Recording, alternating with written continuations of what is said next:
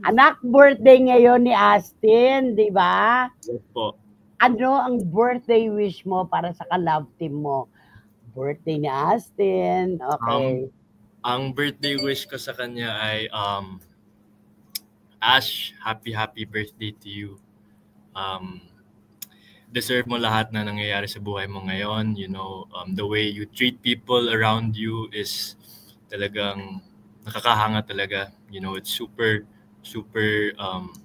impressive talaga the type of person you are, and lahat ng maganda at mabuti sa buhay mo mangyayari yan talaga, and I will always be here for you.